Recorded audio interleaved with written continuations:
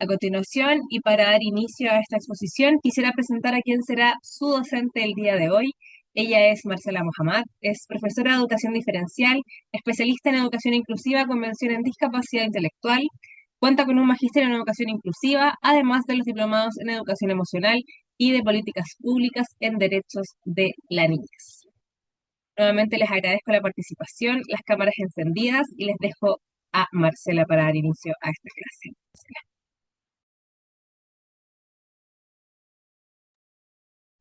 Hola, hola a todas, hola a todos. Muchas gracias por estar aquí a esta hora con este calor, por lo menos en la quinta región, está caluroso. Así que desde ahí, gracias por la motivación de querer seguir aprendiendo, en específico en este tema que por alguna razón nos convoca a todas y todos los que estamos acá.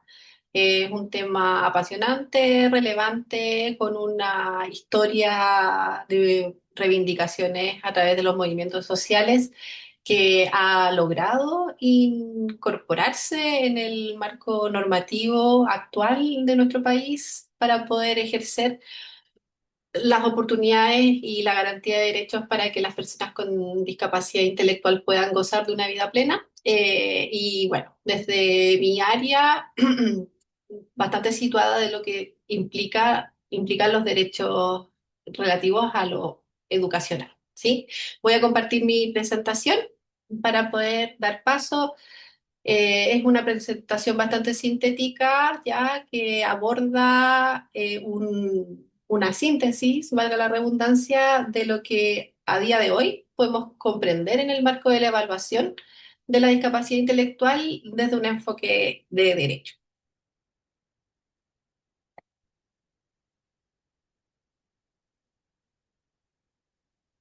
Ya lo anticipaba Karim, este es un seminario que se titula Discapacidad intelectual, evaluación multidimensional y apoyos desde una perspectiva de derechos.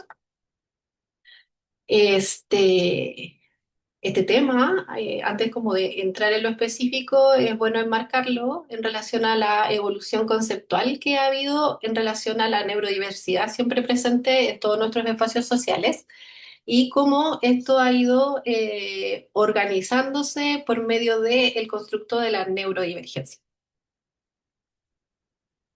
Para poder así comprender a la discapacidad intelectual como una condición también neurodivergente que está dentro de este espectro en donde también confluye con otros diagnósticos neuropsicológicos del desarrollo. Ahora, desde una perspectiva de derechos, es relevante consignar que la Convención de Derechos Humanos de las Personas con Discapacidad Intelectual fue ratificada en Chile el 2008, entonces llevamos ya una buena cantidad de años estableciendo y comprometiéndonos como sociedad civil desde nuestra legislación y también desde nuestra organización cívica para que las personas con discapacidad intelectual sean tratadas con dignidad, puedan tener acceso a los servicios de salud, de educación, participación social y poder también así, desde ahí, desde ese desarrollo pleno, poder tomar decisiones en relación a su propia vida. El objetivo central de la convención es poder avanzar en eliminar cualquier tipo de discriminación y fomentar la inclusión activa en todas las áreas de su vida. ¿Sí? Es un objetivo tremendamente ambicioso que implica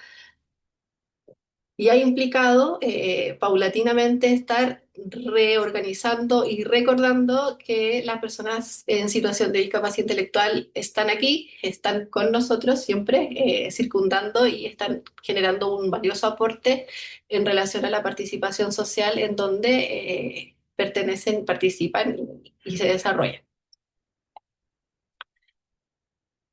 La evaluación multidimensional tiene una historia que está aparejada con lo que plantea la Convención Internacional de Derechos de las Personas con Discapacidad y esta está aparejada también con lo que organiza el DSM-5 a la hora de poder comprender los procesos de evaluación.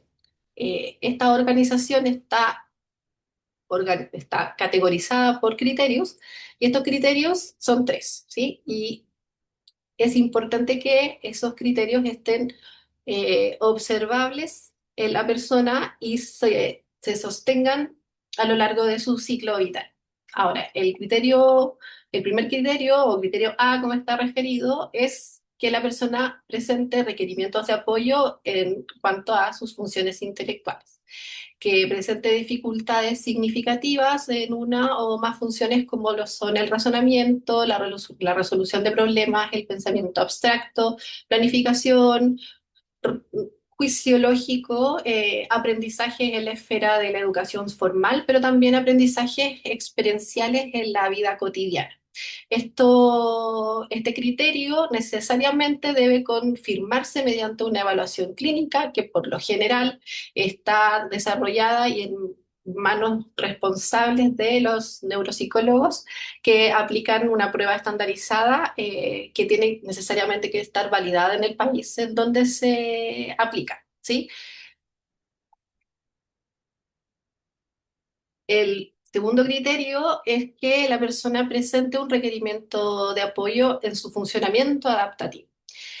Esta dimensión, este criterio es de orden cualitativo y organiza y evalúa las limitaciones en la autonomía, la responsabilidad social que afectan a la vida diaria en uno o más contextos.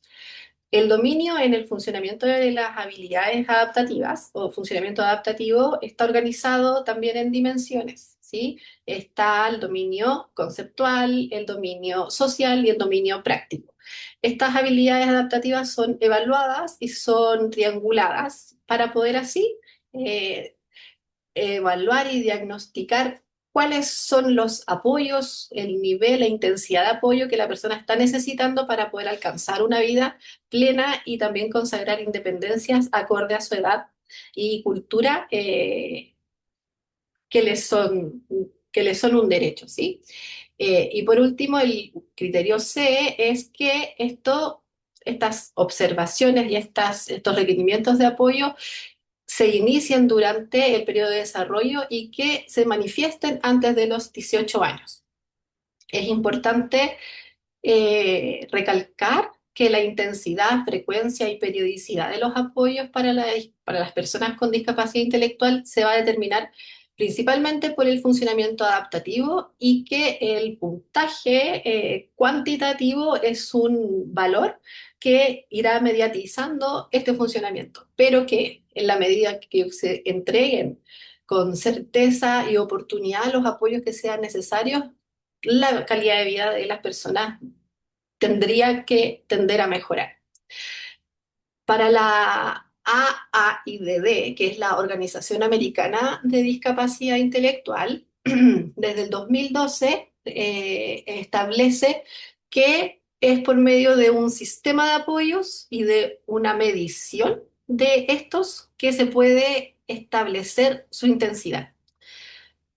A la hora de hacer esta evaluación, también se utiliza y se mide por medio de instrumentos estandarizados, como la escala CIS, por ejemplo, hay otros, pero es como la más renombrada y la que tiene más validaciones internacionales, es que está clasificada por apoyos de orden intermitente, o sea que significa que la persona va a necesitar apoyos de orden ocasional y según una necesidad puntual. Limitados cuando estos apoyos son consistentes por un periodo determinado, extensos cuando estos apoyos se tornan regulares y se requiere que su continuidad y sistematicidad sea en más de algunos ámbitos, y generalizados que se organizan de manera intensiva y permanente en los múltiples contextos donde la persona se desenvuelve. Un ejemplo de eso es que hay personas en situación de discapacidad intelectual que su grado de autonomía en el hogar es mucho más alto que en la escuela, ¿sí? En periodo de educación formal. Y eso habla y dice de que los ajustes al entorno y los ajustes contextuales en los ambientes sociales en donde la persona se desenvuelve son determinantes, ¿sí? Es justamente lo que va midiendo la escala de la intensidad de los apoyos, porque el foco está más puesto en encontrar la idoneidad y oportunidad de los apoyos y los ajustes al contexto, que a la tendencia clínica de la normalización de la persona a un estándar de comportamiento adaptativo eh, homogéneo, ¿sí? Esta forma de levantar criterio a la hora del diagnóstico responde y genera una sincronía con lo que plantea la convención, y yo diría que entre lo que plantea la convención, lo que plantea el DSM-5 y el valiosísimo aporte que genera el sistema de apoyos desde el modelo social de la AAIBD, eh, han hecho una triangulación poderosa en cuanto a la garantía de derechos y presenta una mirada respetuosa en relación a las neurodivergencias, en este caso puntual a la discapacidad intelectual, organizado con una perspectiva de ciclo vital, ¿sí? O sea, cuando desde el contexto educativo nos referimos a que los aprendices están categorizados como niños que requieren apoyos de orden permanente, está hablando de eso, ¿no? Que este apoyo va a estar siendo requerido a lo largo de todo su ciclo vital. Por tanto, las transiciones en relación a las etapas vitales de la vida son especialmente sensibles cuando hay una condición de base. En este caso, en la discapacidad intelectual, los elementos del funcionamiento adaptativo son cruciales porque están en juego los procesos de autonomía, de independencia y de autodeterminación, que los vamos a ver un poquito más adelante. A, la, a esto, o sea, desde esto es importante recordar que todo el sistema social de apoyos deviene desde un modelo sistémico ecológico que, bueno, yo acuñó y cito a Bronfenbrenner desde su teoría ecológica sistémica, que tiene la intención sociológica de poder buscar modos explicativos para redistribuir la justicia hacia una calidad de vida plena.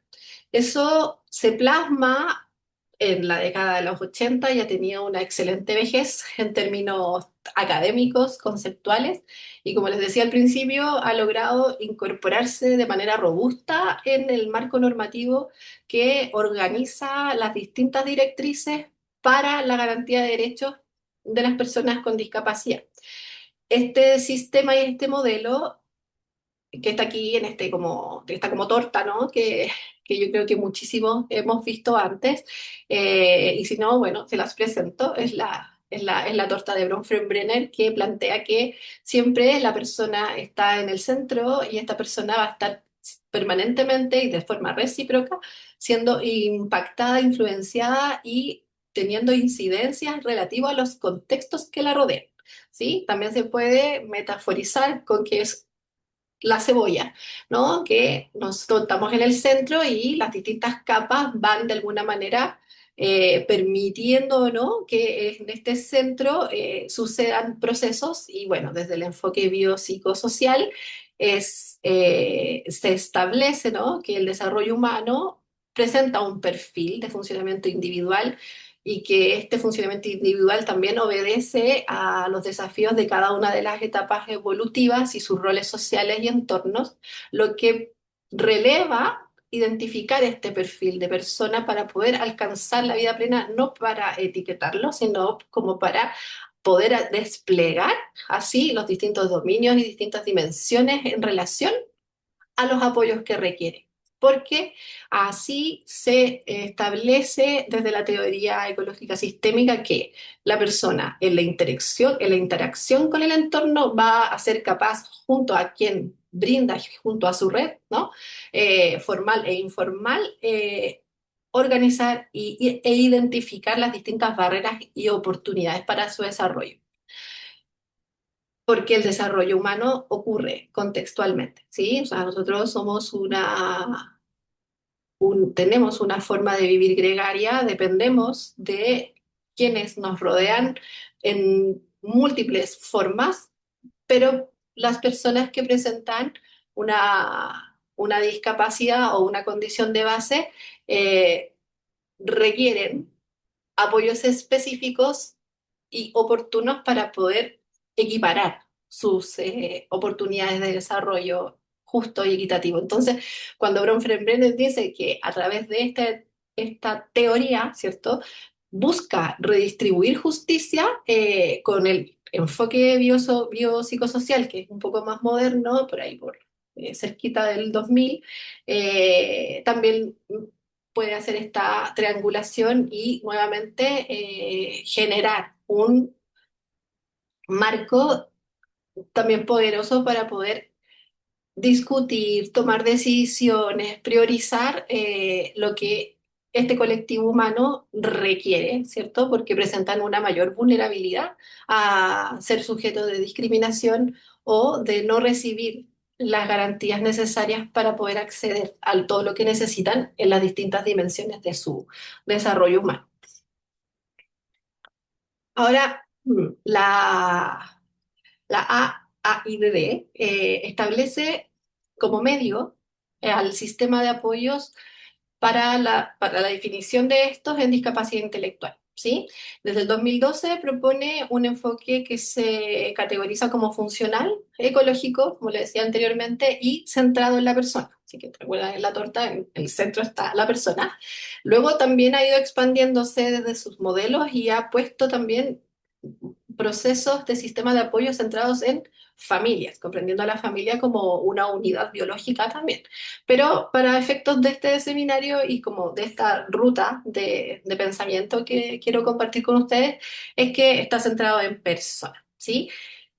Este modelo y este sistema de apoyo reemplaza la mirada del déficit que deviene de varias décadas anteriores en donde la discapacidad en el espectro amplio de la palabra se catalogaba como una enfermedad que debía recibir un tratamiento para poder asociar a la persona a un estándar de normalidad. ¿Ya? Eso ha ido cambiando paulatinamente con avances y retrocesos en nuestra cultura nacional, por lo menos, y también como en el mismo concierto del panorama latinoamericano, siempre mirando los estándares que ha planteado la ONU y lo que está pasando en Europa principalmente en relación al sistema del modelo social de apoyos. ¿Por qué comprende esto, no? Que las personas, entre más específicos y más personalizados sean los apoyos que reciba, más posibilidad tiene de poder ganarle a la vida en el sentido de poder disfrutarla, como en una síntesis de la síntesis muy concreta. Este, esto desde un enfoque de derecho comprende a la discapacidad intelectual como un funcionamiento humano que se va a caracterizar por ciertas limitaciones en el funcionamiento intelectual y en su conducta adaptativa, como se planteó anteriormente, debe este funcionamiento manifestarse antes de los 18 años. No es algo fijo, sino una condición que va fluctuando, ¿sí? En relación a su intensidad de apoyo con las oportunidades o barreras que el contexto determine, ¿sí? Este funcionamiento en la persona siempre va a mejorar con sustancia cuando estos apoyos que son dados sean adecuados y vayan en esta línea de tener un entendimiento profundo en relación al perfil de apoyos que tiene esta persona. Y por otro lado, el sistema de apoyos también es importante que se consigne como un conjunto de estrategias, recursos y servicios, ¿sí? No es una receta, ni tampoco un tutorial, ni un manual de organización de pasos como para que la persona funcione más adaptadamente, sino que implica el diseño focalizado y situado para el desarrollo de esas habilidades que requiere desarrollar, de participar en esa comunidad particular, de incrementar su autonomía relativo a las oportunidades, expectativas y proyecto de vida personal para así propender a mejorar su calidad de vida. He dicho muchas veces calidad de vida y esto no es casualidad, sino que tiene que ver también que el modelo de calidad de vida se apareja con el sistema de apoyos en discapacidad y plantea que Este proceso de desarrollo hacia la autodeterminación implica que estos recursos, estrategias y servicios estén permanentemente en una evaluación dinámica centrada en cómo la persona va interactuando con su entorno. Nuevamente, recalcar que estos apoyos no en ningún caso van a estar buscando normalizar a la persona, sino que disminuir la distancia o la discrepancia entre las capacidades, habilidades adaptativas actuales de la persona y las demandas del entorno. Así es bueno tener como una imagen metafórica o mental de una balanza, ¿sí? En donde el sistema de apoyo es quien va organizando qué poner en cada lado de la balanza para poder así aparejar todo lo que la persona en relación a sus intereses, proyectos, fortalezas y también capacidades desarrolladas puede dar como frente a la demanda del contexto.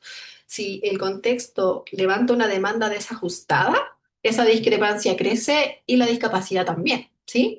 La discapacidad intelectual dejó hace mucho tiempo de ser un, una etiqueta que gradúa las dificultades individualizadas desde una mirada eh, biomédica exclusivamente. ¿Sí? La discapacidad hoy día, y uno lo ve, tanto por ejemplo como se gradúa la discapacidad en la credencial de discapacidad y otros procesos también en lo educativo, que está más predominantemente en la observación biopsicosocial centrada en los entornos y estas discrepancias que genera el contexto que en las funciones y características biológicas de la persona. O sea, en ningún caso es negar que la persona viene, ¿cierto?, con un funcionamiento neurodivergente específico, ni tampoco las limitaciones que con ella trae. Sin embargo, el paradigma de los apoyos hoy día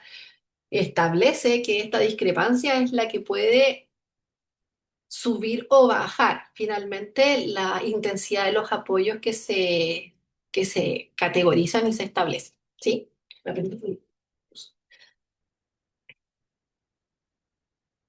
Un segundo, voy a apretar mi.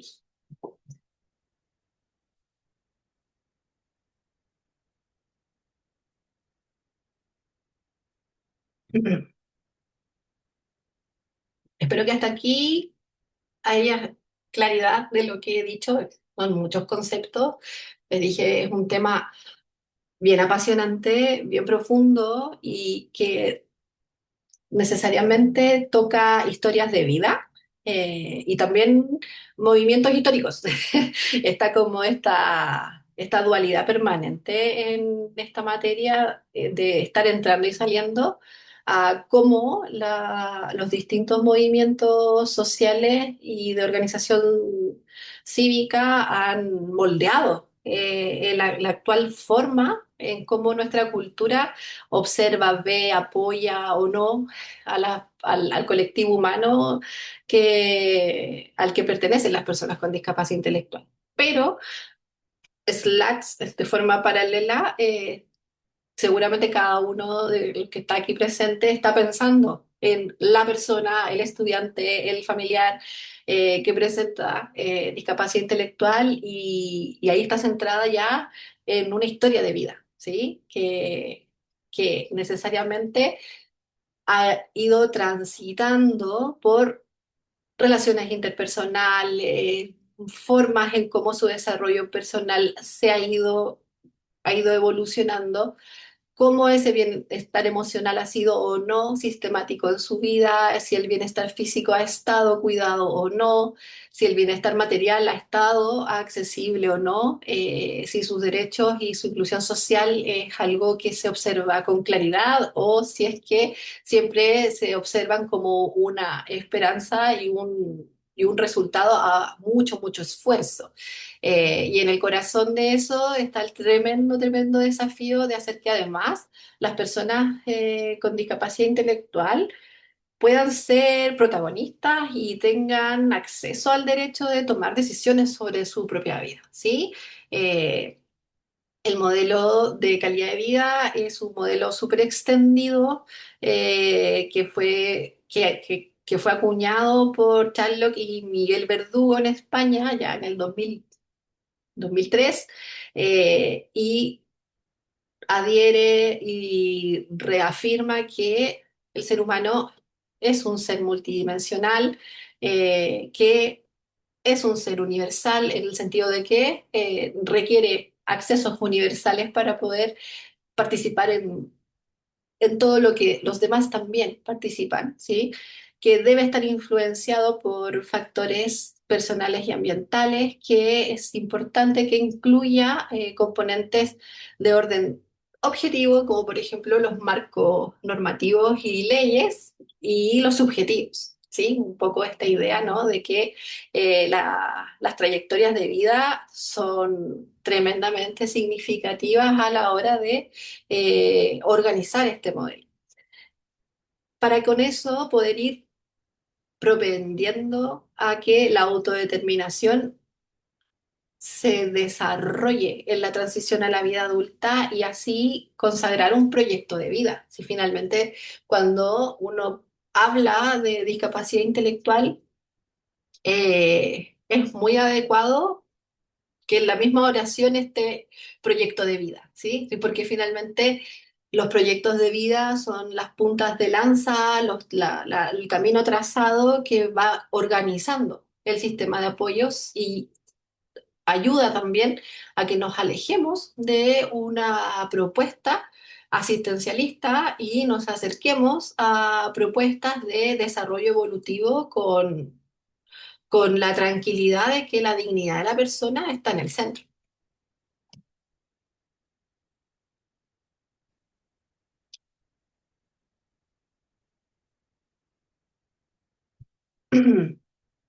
Ahora es una realidad que cuando las personas requieren apoyos ya extensos o generalizados, la autodeterminación se desdibuja como posibilidad, pero aparece el término de la codeterminación, ¿sí? La codeterminación plantea que estas personas requieren estar en entornos, en redes, ¿cierto?, de apoyos que comprendan cuáles son las formas y los apoyos que van a poder propender a la mejora de la calidad de vida de esta persona sin transgredir su dignidad, ¿sí? Llegar a ser autodeterminada requiere que tengamos la capacidad, por un lado, pero también la oportunidad de serlo.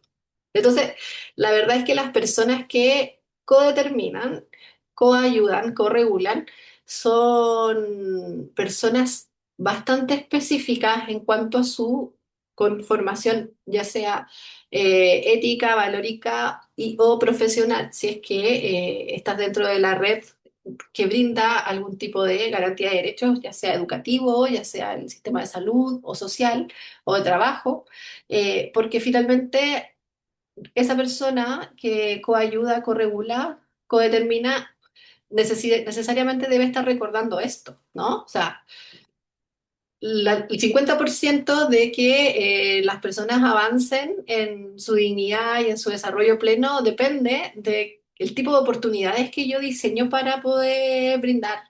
Y eso no es un recordatorio menor porque implica una reorganización y una resignificación permanente de desde dónde estamos mirando a las personas, hacia dónde queremos caminar con ellas, para qué, ¿cierto? Se hace lo que se hace. Entonces implica un proceso reflexivo potente.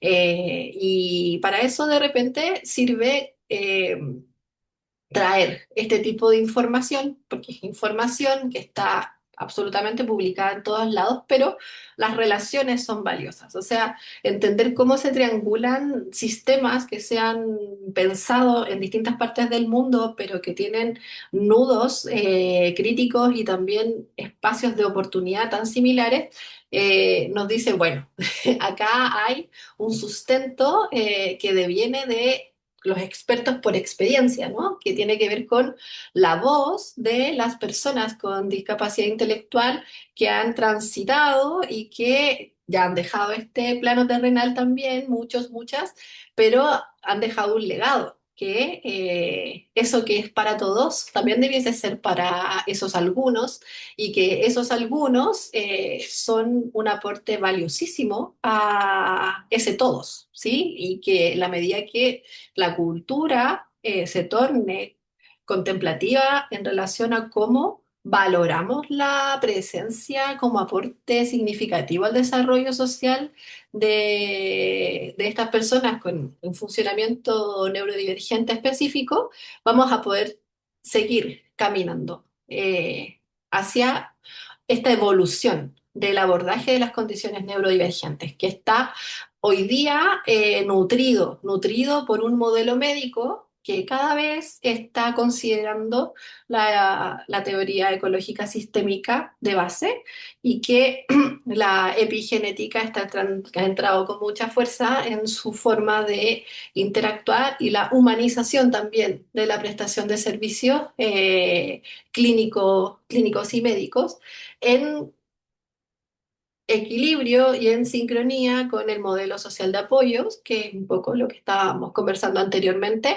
y el modelo psicoeducativo que entra con mucha fuerza estableciendo que la influencia de la educación o de la psicoeducación a lo largo de la vida de las personas con discapacidad intelectual es determinante en el desarrollo de las habilidades. Y bueno, como el funcionamiento adaptativo es un desglose de habilidades, el componente psicoeducativo y pedagógico entra en acción de una manera tremendamente fuerte. Entonces, tener la conciencia de que en la medida que nosotras y nosotros podamos ofrecer oportunidades de desarrollo a aprendizaje de esas habilidades que gracias a un proceso respetuoso de evaluación tenemos la certeza que son las que tiene que trabajar, podemos ayudar a que la persona no salga del diagnóstico de la discapacidad intelectual porque es una condición neurodivergente, pero mejore significativamente su funcionalidad, su participación social y por supuesto que conquiste de primera mano una calidad de vida lo más plena posible, ¿sí?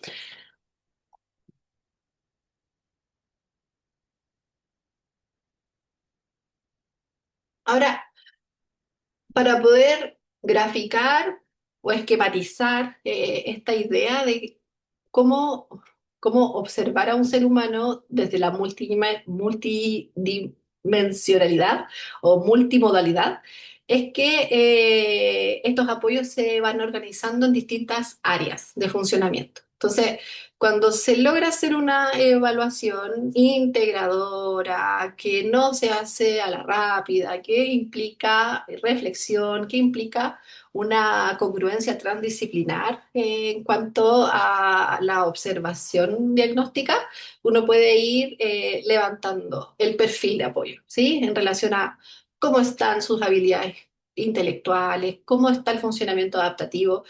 ¿Tiene más dificultades en lo conceptual o en lo práctico o en lo social? Esa combinación es infinita, ¿no? Con esta idea también fuerza de somos únicas e irrepetibles en este plano y en esa huella que no es reemplazable, nuestras configuraciones de las necesidades y fortalezas también lo son. Entonces, una persona con discapacidad intelectual nunca va a ser igual a otra porque su funcionamiento adaptativo es situado para empezar, el contexto tampoco se va a repetir y la persona tampoco. Entonces, estandarizar o peor aún, estigmatizar ciertos funcionamientos por el mero diagnóstico intelectual es un error que de alguna manera desde el 2012 se ha venido con mucha fuerza. Declarando, explicando, enseñando, normando, ¿no? El decreto 170 lo plantea en el contexto educativo también así, para poder apoyar y en lo que toca enseñar y colaborar con el desarrollo de estas habilidades sin perder el tiempo, ¿sí? En el sentido de que si la persona presenta significativas dificultades en el funcionamiento adaptativo de orden conceptual, pero en social y práctica, dificultades no son tan significativas, no hay que perder mucho tiempo y hay que enfocarse en el periodo que sea necesario en lo conceptual, sin olvidar el resto, pero uno hace un ejercicio de priorización y ahí hay una decisión, ¿sí? Una decisión que pasa por un profesor, por un psicólogo, por un médico, por una mamá, por un papá, por un núcleo familiar, en donde tú dices, bueno, si yo soy capaz con esta información de poder planificar centrado en la persona en relación a la priorización de lo que va a necesitar, tenemos el tiempo a favor, ¿sí? Cuando no hacemos ese ejercicio, el tiempo está en contra. Y en discapacidad, no solo en discapacidad intelectual, el tiempo es oro, siempre, sobre todo en las fases críticas del desarrollo, que por supuesto son la primera infancia, la niñez, la adolescencia y los tránsitos, los distintos tránsitos, pero el tránsito a la vida adulta es especialmente demandante y ahí es donde se ven muchos gallos, es donde tú dices, chuta, yo por qué no trabajé autonomía cuando lo tuve que hacer y recuerdas, estoy haciendo un ejemplo, que en ese momento crucial de desarrollo de autonomía optamos como red porque aprendiera a manipular el lápiz para poder escribir, ¿cierto? Y, y eso hoy día se intenta reflexionar, ¿sí? Como si tenemos un estudiante o un usuario que transita la niñez en edad escolar con discapacidad intelectual, observar el perfil de apoyos es un acto de redistribución de justicia, en este caso educativa, porque vamos a ser capaces de poder elaborar un plan, ¿cierto?, de adecuaciones curriculares significativas que visibilicen eh, la dignificación y la organización de un posible proyecto de vida. ¿Sí? Que en la niñez, básicamente, el proyecto de vida de los niños y las niñas son poder hacer amigos, tener una socialización que promueva el desarrollo, la estimulación cognitiva y una larga lista, ¿no? Bueno, otras áreas son, como de alguna forma está dentro de lo que venía diciendo, pero está la participación social, su salud, bienestar y cómo los distintos contextos están colaborando, ¿no? En que esto se logre. Ahora, la evaluación y la planificación centrada en estos apoyos va a proponer siempre evaluar este perfil, ¿sí?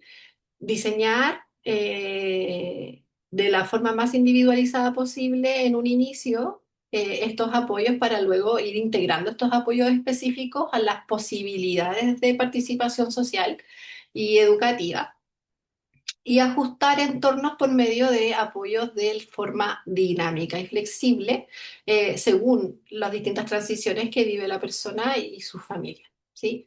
Hay una escala que se llama la escala de intensidad de apoyo, que es la SIS, que permite sistematizar este enfoque de una manera bastante ejecutiva, por decirlo así, y que está a la base de todo el modelo de sistema de apoyo, así que es muy recomendada que se utilice, está validada en Chile, así que es un instrumento que se utiliza para poder generar, aunque no se utiliza todo lo que uno quisiera a la hora de hacer planificaciones de orden pedagógico o PASIS o PAI en los contextos educativos, pero está ahí y la invitación es poder incorporarla cada vez más en los procesos de evaluación. Y bueno, un poco como una síntesis de lo que se ha conversado es reiterar que un sistema de apoyo bien planificado va a mejorar el funcionamiento adaptativo, va a promover la autodeterminación, va a aumentar la inclusión y la participación social, va a elevar la calidad de vida y eh, nos recuerda que el proceso de vida de una persona con discapacidad intelectual necesariamente debiese estar orientado, organizado al diseño de un proyecto de vida. Desde el enfoque biopsicosocial Y cuando ya entramos en el trabajo, que necesariamente debe ser colaborativo, no es un trabajo que se puede hacer de forma individual, el de planificar centrado en la persona, es bueno como visualizar una especie de pirámide de Maslow, pero que está pensada en la vulnerabilidad propia, que implica presentar discapacidad intelectual como característica central de la vida.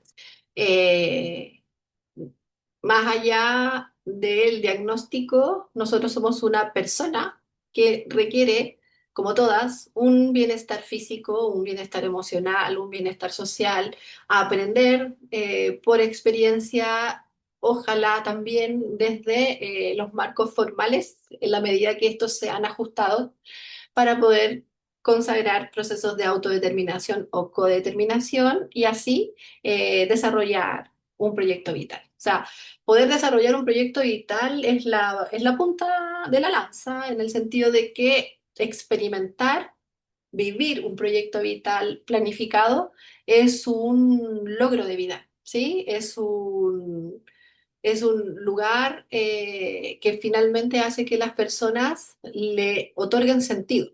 Eh, Lamentablemente se nos olvida que se nos olvida bueno, culturalmente tendemos a pensar que las personas con discapacidad intelectual no necesariamente se deprimen o no le dan mucha vuelta a las cosas porque hay un estigma sobre que no piensan mucho las cosas, pero los números en relación a la salud mental de la discapacidad intelectual no son buenos. En realidad, los números en salud mental infanto-juveniles en Chile no son buenos. De esa torta, en cuanto a lo crítico en salud mental infanto-juvenil, el porcentaje de niños, niñas y jóvenes que están con afectaciones en salud mental significativa, hay un 40% que son neurodivergentes. Y dentro de ese 40% hay muchísimos que, no tengo el número exacto, pero hay un porcentaje informado por las familias, informado por los establecimientos educacionales, eh, que hace que en la discapacidad intelectual, sobre todo en el tránsito a la vida adulta, se ponga una alerta, ¿sí? Porque hay mucha depresión, ¿sí? Depresión por el agotamiento de no entender cuál es el sentido de la vida. Si a nosotros, con un funcionamiento intelectual promedio, a veces esto de no encontrarle mucho sentido porque se nos pierde el proyecto de vida, nos ocurre, imagínate lo que puede pasar en las personas que presentan más dificultades a la hora de resolver problemas. Paradojalmente se subestima o se piensa que al no profundizar o al no abstraer toda la realidad que les circunda, no van a tener afectaciones significativas en lo emocional o en lo psicológico, y eso no es así. Lo- los sentimientos de soledad, los sentimientos de sinsentido, de tedio y de no sentir que perteneces a algo más, están dentro de los indicadores y de los factores de más riesgo en salud mental de las personas con discapacidad intelectual. Y por eso el proyecto de vida se reitera y se habla tanto en lo educativo a la hora de poder hacer planificaciones centradas en los chicos y chicas. También incorporemos adecuaciones curriculares significativas que puedan ser capaces de priorizar eso que están necesitando los chicos en ese momento y no pasar por encima de esas necesidades para poder normalizar el acceso al currículum oficial. ¿Sí? Que los PASI sean funcionales, que haya una organización, ¿sí? De aquellos objetivos de aprendizaje que vayan caminando y haciendo una progresión en función de eso que los chicos necesitan, tanto a nivel de habilidades críticas evolutivas en el desarrollo, pero también haciendo esta balanza de reducir la discrepancia de lo que, por ejemplo, una demanda académica escolar regular puede estar atomizando en relación a las habilidades que esa niña, niño, joven está teniendo en ese momento y que eso no signifique que esa niña, niño, joven tenga que salir de ese espacio social, sino, muy por el contrario, que sea incluido por medio de ajustes al entorno y también a esa demanda académica, porque ya no hay excusas ni normativas como para no hacerlo. O sea, todo lo que la ley de inclusión ha propuesto a nivel más teórico, desde la teoría de la inclusión, se ha concretado por medio de sus decretos tanto el 83 como el 67, pero implica que existan prácticas pedagógicas que tengan conocimiento y también oficio en cuanto a la organización y priorización de los apoyos a la hora de hacer las planificaciones, pero eso también deviene de una gestión curricular que implica un trabajo colaborativo que obedezca a que los directivos y las personas que sistematizan los procesos de la escuela, del colegio, crean que en la transformación de la cultura educativa está la clave.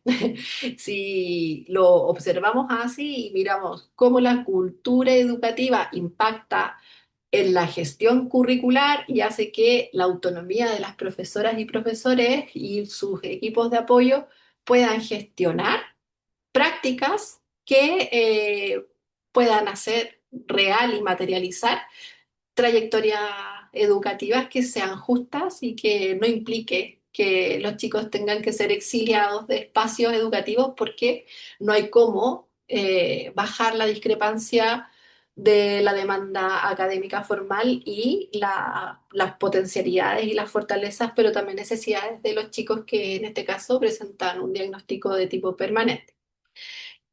Estos criterios idealmente se van a configurar, están súper lejos de buscar más trabajo administrativo para los trabajadores de la educación, están ahí para poder generar garantía de derechos, generando así criterios y tomas de decisiones autónomas para levantar apoyos que sean protectores y de oportunidades de desarrollo real de aprendizaje y participación, que promuevan ajustes al entorno contextual y que no pierdan de vista nunca el flujo de aprendizaje y desarrollo individual en base a este proyecto vital de los chicos que vaya que crecen rápido, entonces es importante que el tiempo vaya aparejado a este proceso de planificación.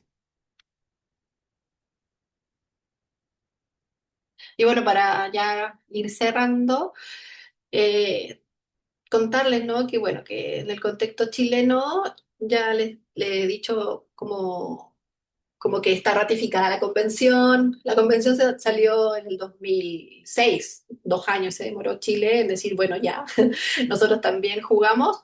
Así que desde el 2008 la convención entra en nuestra constitución y con ello modifica, altera, influye, incide en distintos aspectos normativos y legales que organizan nuestro desarrollo cívico.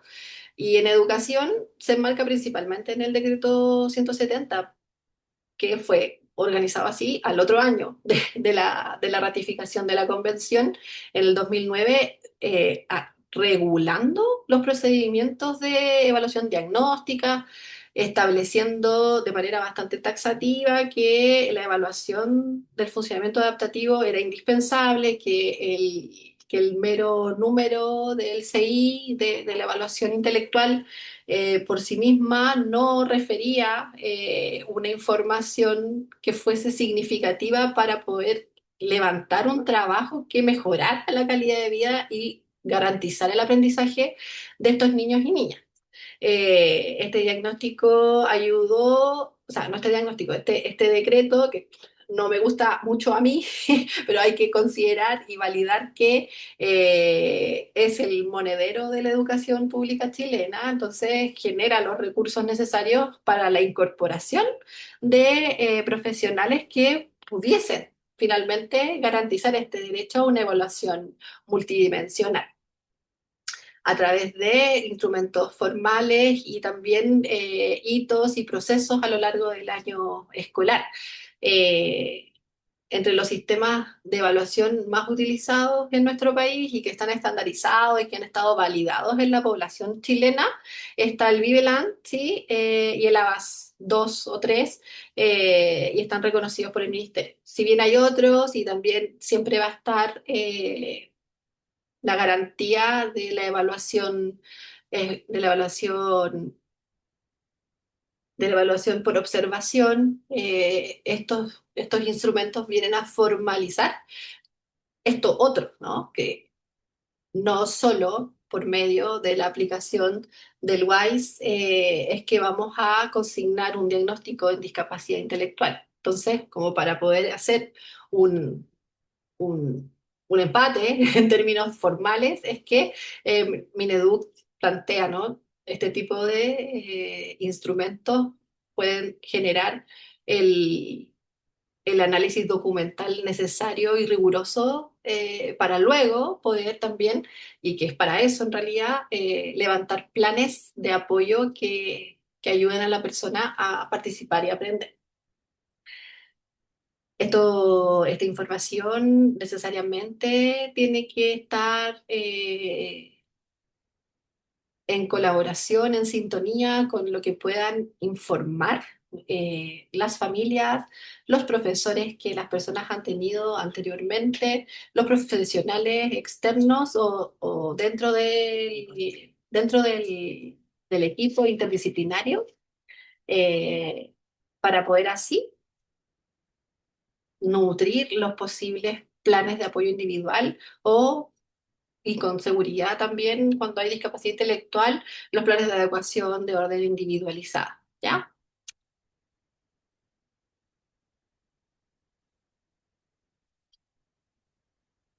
La autodeterminación es, en educación, es un proceso de planificación pedagógica que busca permanentemente que las personas consagren su derecho a aprender con su derecho a ser quienes son, ¿sí? Como el derecho a la educación y el derecho a la identidad establece que finalmente en un ambiente respetuoso de aquello vamos a poder aprender así como soy y así como soy me configuro en estos contextos en donde me tocó nacer y desarrollarme en tiempo y lugar, ¿sí? Con las experiencias y la configuración biopsicosocial que me pertenece y que en esa existencia voy desarrollando habilidades, conocimientos y creencias que van a poder hacerme capaz, ¿sí? De poder ser autónomo, autorregulado y orientarme hacia un propósito.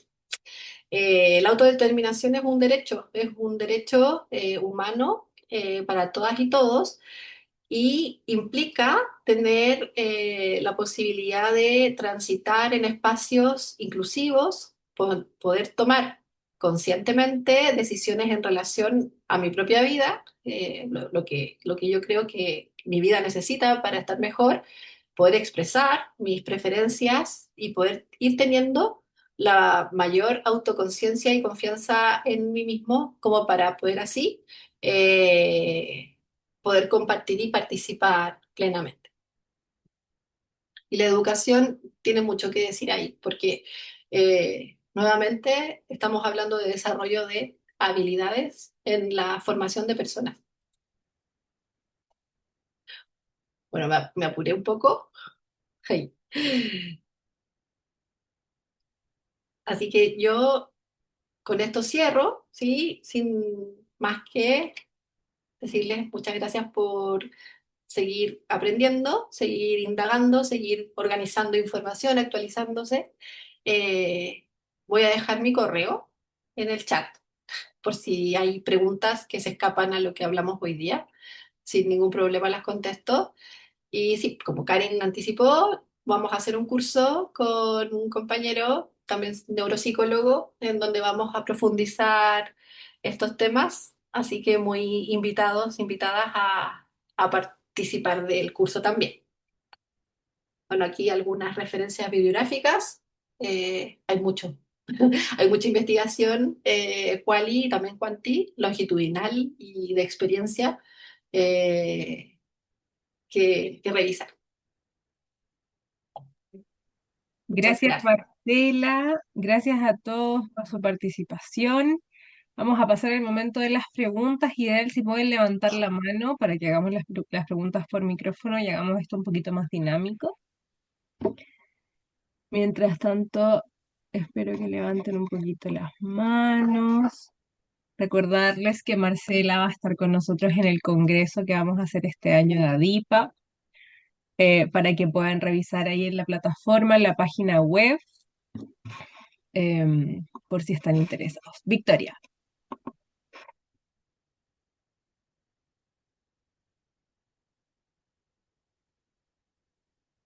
Hola, era una pregunta muy puntual. ¿Qué era la coautodeterminación? Que no la escuché bien. Pero un segundito, que justo llegó mi hijo pequeño. Dame Mientras la Marce termina ahí, les voy a contar un poquito más del seminario. El seminario es en Santiago de Chile, en Centro Parque, en Las Condes, en el Parque Araucano. Es el día 13 de junio, parte de las 8 de la mañana. Las entradas están disponibles todavía. Recuerden que estamos haciendo una serie de seminarios asociados a la temática del Congreso y ahí estamos regalando algunos descuentos para entradas, para que estén atentos. ¿Ya? Por si les interesa la temática, es sobre autismo y neurodesarrollo. Ya, chicas, perdón que mis hijos llegaron así, le dijeron que esto terminaba a las 9 y aquí están.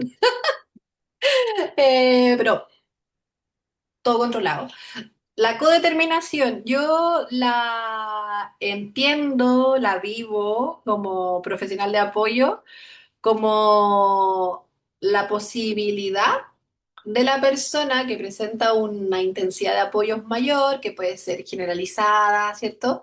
De contar con una red que vaya tomando decisiones que mejoren su vida, pero encontrando la manera de hacerlo partícipe, ¿ya?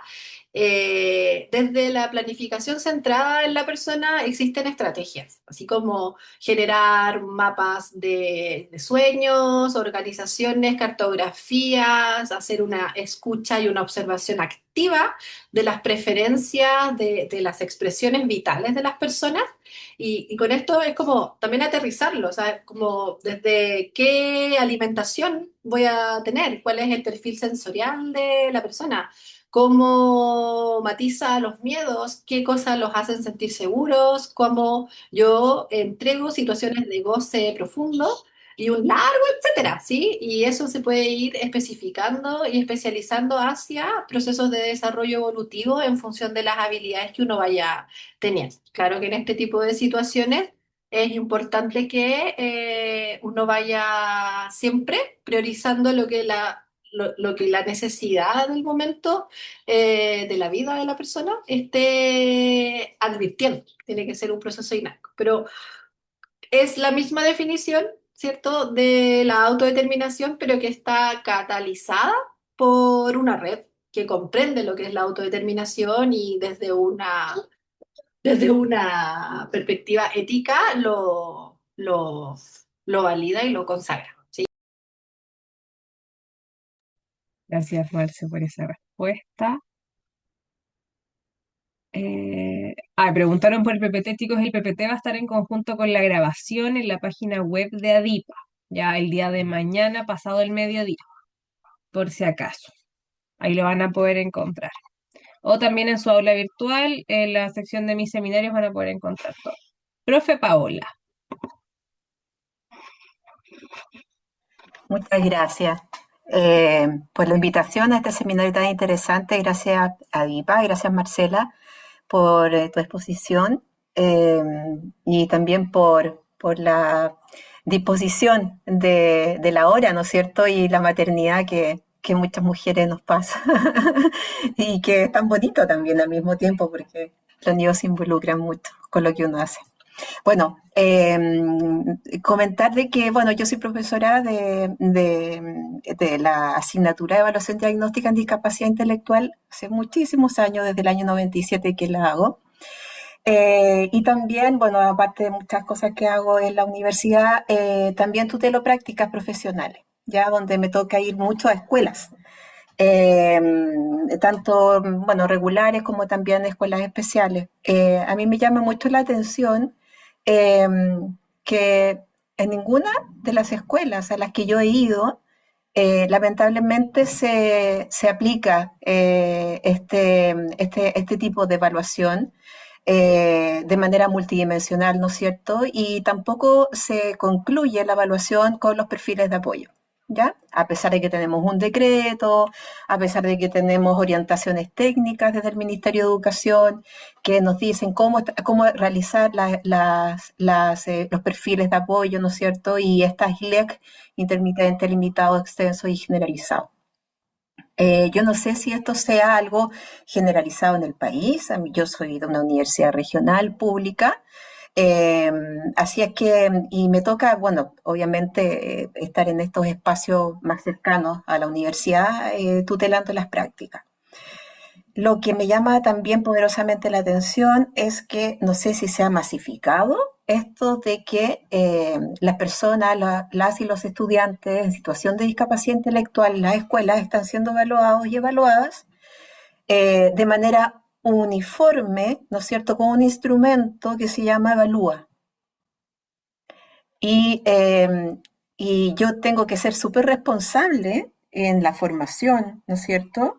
Y obviamente de que yo tengo mi propia opinión con respecto al instrumento en sí mismo, eh, y también a esta estandarización del instrumento que obviamente no fue desarrollado para personas en situación de discapacidad, a diferencia de la CIS, por ejemplo, o el ICAP, o Vindeland, que ahora está, digamos, validado recientemente en Chile. Eh, entonces, y están, veo que todos los y las colegas están aplicando este instrumento como único instrumento diagnóstico. Eh, entonces, me gustaría saber tu opinión al respecto.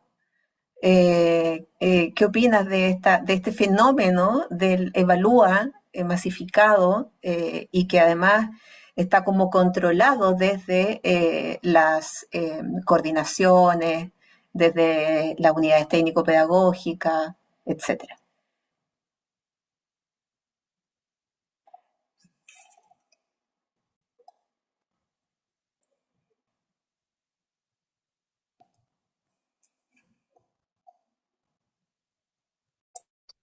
¿Qué opino? Que hay que meter ruido, chiquillas. Creo que ha habido un retroceso, pero que viene de una desidia.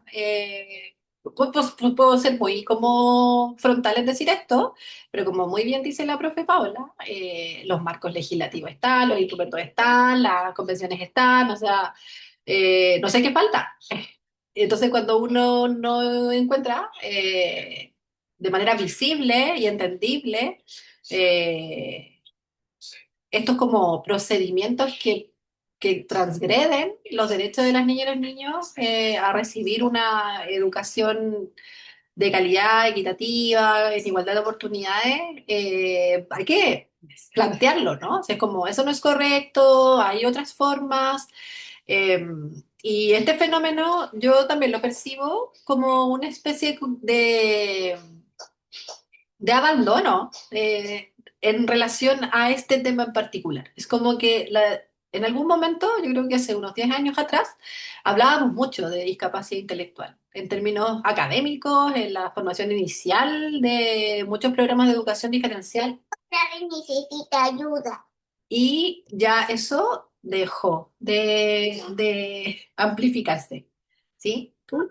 Y de amplificarse. Y creo que es bueno y que experiencias como estas, formativas y otras de autoaprendizaje, nos pueden recordar que tenemos los insumos y los fundamentos necesarios como para contravenir malas prácticas.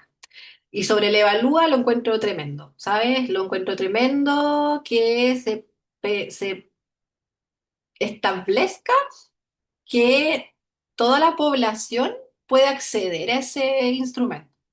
Porque si uno va a las bases de las poblaciones objetivas validadas del instrumento de evalúa, no están las personas con discapacidad intelectual. Entonces, eh, como que hasta ahí llega, como para no entrar en debates, ¿no? Es como que hasta ahí llega la información, así como hasta dónde se plantea y desde dónde se plantea que el evalúa es un instrumento estandarizado, validado en la población con discapacidad intelectual o con autismo en nivel 2 o 3. eh, tirado las mechas, por decirlo así, ya que obviamente van a salir tremendamente descendidos. ¿Y cuál es el peligro que yo veo detrás de eso? Es la exclusión más radical. Es esta escuela no es para ti, este lugar no cuenta con los profesionales adecuados para poder apoyar este nivel de necesidades que arroja el instrumento, ¿cierto? Y también invisibilizar los potenciales de aprendizaje que quedan absolutamente tras bambalinas por no tener un proceso respetuoso y de observación en habilidades adaptativas cruciales. Y puedo seguir haciendo una lista súper larga de lo indignante que puede ser para mí esta como tendencia a la homogeneización, pero siento que por suerte o para bien, los marcos normativos todavía están robustos, actualizados, tienen un asidero y un rigor académico internacional y nacional muy potente como para poder sostenernos y no sentirnos así como solas o solos cuando nos toca estar en una mesa, en un consejo de profe y decir, oye, pero con mi estudiante el evalúa no corre, po. ¿Qué pasa con la CIS? Si la podemos como descargar, ¿no? Si como avancemos en eso. Esa es mi opinión, humilde, humilde opinión, profe Paola. O sea, como dice Marco, se produce un vacío pedagógico, todos los vacíos posibles, po. O sea, no,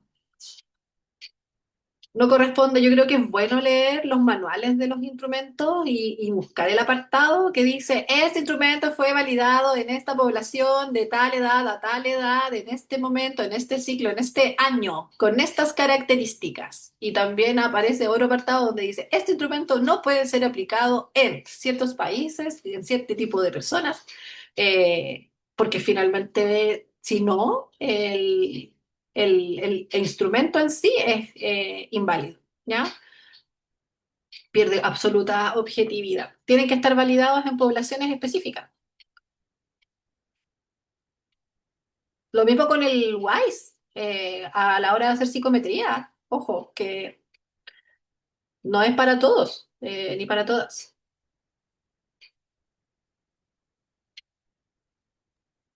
Gracias, profe Paola. Gracias, Marcela. Estamos súper pasados en el tiempo. Le voy a pedir a Fresia que por favor haga su pregunta lo más corta posible. Te pido disculpas. Es solo por temas de tiempo, no es nada personal, pero para que dejemos tu pregunta respondida. Fresia.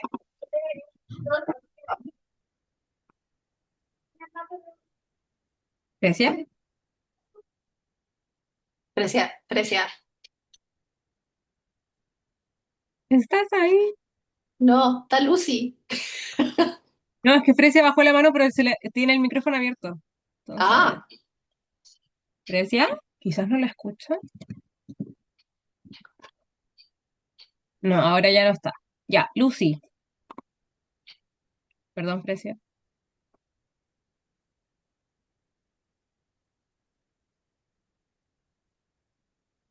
Buenas noches, ¿se escucha? Perfecto. sí. Ya, súper.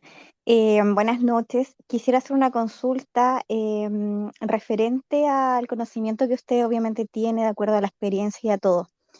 De acuerdo a lo que pueda como mencionarme, yo trabajo en un curso que es un combinado especial que se conocía antes como opción 4, ex opción 4, y trabajo con estudiantes que son en su mayoría con diagnóstico de discapacidad múltiple. Y me ha resultado bastante, la verdad, complicado en el tema de, por ejemplo, las evaluaciones que ellos le han podido hacer para poder obtener, por ejemplo, la información sobre su CI que sea el correcto. Siento que no hay ninguna evaluación que se pueda aplicar. No sé si existirá alguna que usted conozca que me pueda mencionar para yo poder informar, por ejemplo, en mi establecimiento y que se pueda en algún momento hacer por parte de los especialistas, que son obviamente los que están capacitados para realizarla, porque la verdad es que se desconoce mucho y cada vez que se quiere trabajar con este tipo de estudiantes no se puede. O sea, la mayoría de los profesionales le dificulta mucho. Esa es mi consulta, la había dejado escrito igual en el grupo. No sé si se entendió lo que quise decir, pero si no lo entendió, mencióneme.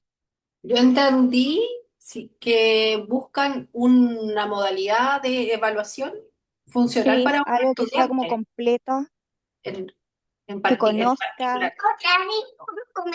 Mi hijo me escucha hablar y habla, una conducta adaptativa.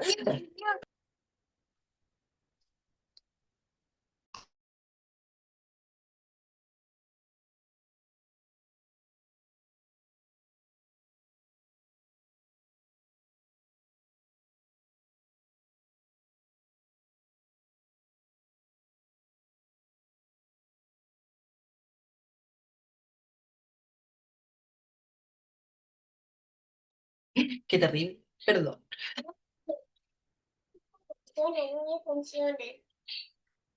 No me está funcionando. No te está funcionando, a mí tampoco. ¿En serio? No se va a ir de acá.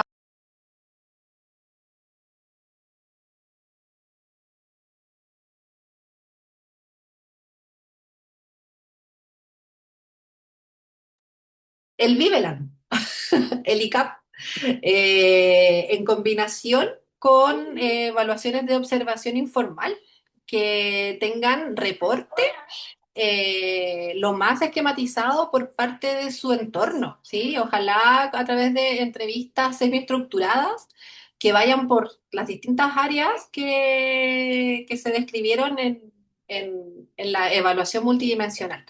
Siempre se me pone y no sé cómo. Eso te puede ayudar a acercarte a a una evaluación lo más sistémica y honesta posible de las habilidades y capacidades que se puedan como ir desarrollando. Ya, Gabito, espera un poquito, ¿ya? Digo, mira, todo el mundo te está mirando como interrumpes las respuestas. Dile. Hola.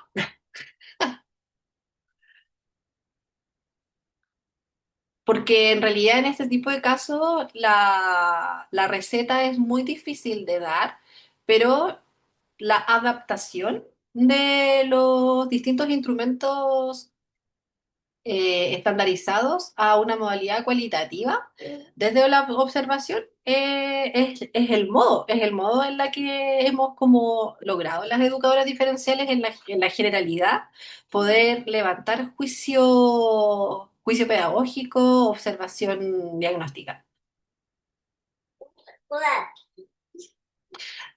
Yo te recomiendo que puedas como mirar, por ejemplo, el ICAP y ver qué es lo que evalúa y eso ir adaptándolo a distintas instancias auténticas de observación. Pero anda a hacer eso allá. Y con eso puedes como combinarlo con los reportes de las personas significativas, cuidadores de los distintos contextos en donde tu estudiante se desenvuelve.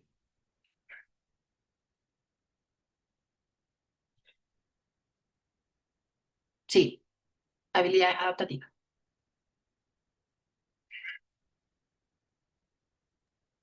Ya.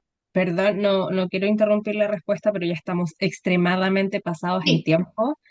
sí. Marcela, muchísimas gracias por la ponencia, gracias por responder las preguntas, porque hasta tan tarde con nosotros acá. Perdona a tus hijos que les estamos quitando tiempo con su madre. Eh, Recuerden que Marcela va a estar en el curso con ustedes y también en el congreso. Y Marcela, eres libre para que puedas ir a descansar o a cumplir tus tareas maternales. Muchas gracias de nuevo, cuídate mucho. Yo pido también disculpas, perdón. Dejé mi correo por si existe alguna pregunta más específica que yo pueda contestar. Ya, muchas gracias a todas por permanecer hasta esta hora. Espero verlas a quienes puedan en el curso. Va a estar bueno. Chao. Chao.